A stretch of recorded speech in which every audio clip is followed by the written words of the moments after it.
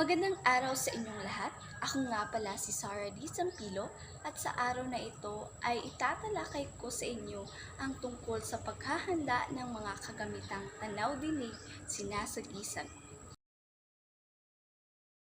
Ano nga ba ang mga simbolong verbal? Ito ay ang mga salita, ideya, konsepto, terminolohiyang pasiyensya at anumang nakasulat na karanasan ay simbolong verbal. Ngayon ay ating alamin ang mga uri ng simbolong verbal. Una na rito ay ang semantic webbing o semantic mapping. Ito ay ang estratehiyang ito ay nagsisilbing visual na mapa na nagpapakita kung paano nagbubuklod-buklod ang mga kaisipan sa paligid ng isang pangunahing paksa. Nakatutulong ito sa mga mag-aaral na makita ang istruktura ng isang komplikadong ideya sa pamamagitan ng pag-uuri ng mga impormasyon. Sa halip na isa-isang salita lamang, nabubuo ang isang network na nagpapakita ng lohikal na daloy ng kaalaman. Sunod naman ay ang Association of Word Network. Nakatuon ang prosesong ito sa malayang daloy ng kaisipan kung saan ang isang salita ay nagsisilbing minsa para makaalala ng iba pang konsepto. Hindi ito laging limitado sa definisyon, maaari itong ibatay sa personal na karanasan, damdamin o mga bagay na madalas makitang magkasama. Pinapalawak nito ang bokabularyo sa pamamagitan ng pagbuo ng mental na koneksyon sa pagitan ng pamilyar at bagong impormasyon. Sunod naman ay ang pagkiklino. Mahalaga ang pagkiklino sa pagpino ng kakayahan ng isang tao na kumilala sa isang emosyon at bigat ng isang pahayag. Halimbawa, may malaking pagkakaiba ang inis sa puot. At ang teknik na ito ang nagtuturo kung kailan dapat gamitin ang partikular na salita sa tamang konteksto. Sinasanay nito ang mapanuring pag-iisip upang maiwasan ang maling interpretasyon sa komunikasyon. Sunod ay ang clustering.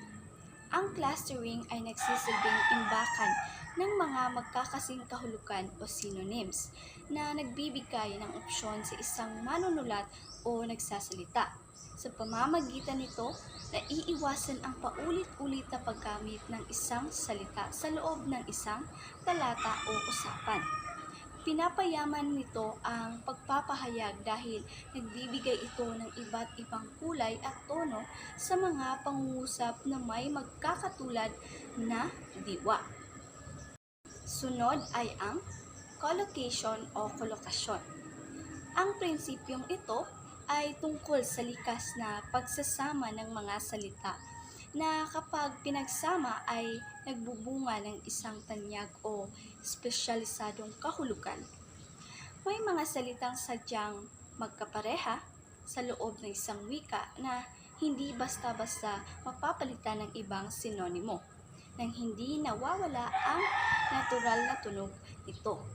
Halimbawa, ang salitang puso ay nagkakaroon ng bagong dimensyon kapag idinugtong sa sugat o bato. Sunod ay ang huwaran o pattern. Sinusuri dito ang morpolohiya at istruktura ng mga salita upang makita ang paulit-ulit na anyo o balangkas. Nakatutulong ito upang mabilis na maunawaan ng isang tao ang kahulugan ng isang bagong salita base sa pamilyar na hulapi, unlapi o ayos ng pangungusap. Isa itong sistematikong paraan ng pag-aaral ng gramatika at sintaksis para sa mas epektibong pagbuo ng mensahe. Sunod ay ang kasabihan, kawikaan at ang salawikain. Ang tatlong ito ay nagsisilbing imbakan ng kultura at karunungan ng ating mga ninuno na ipinapasa sa pamamagitan ng matatalinghagang pananalita. Ginagamit ang mga ito bilang gabay sa moralidad at tamang pakikipagkapwa-tao sa paraang madaling tandaan dahil sa kanilang tugma at sukat. Ang mga ito ay ang mga simbolong verbal na nagbibigay ng bigat at lalim sa mga mag-aaral na nais ituro sa susunod na henerasyon. Ang panghuli ay ang flashcard o flashcard. Ang flashcard ay isang mabisang kagamitan para sa drill o pagsasanay na naglalayong gawing otomatiko ang pagkilala sa mga salita o simbolo. Dahil sa mabilis ng pagpapakita nito, nahahasa ang reflex ng utak ng magproseso ng impormasyon ng walang pag-aalinlangan. Mainam itong gamitin sa mga bata o sa mga nagsisimulang mag-aral ng bagong wika upang mapabilis ang kanilang pamilyaridad sa mga pangunahing termino.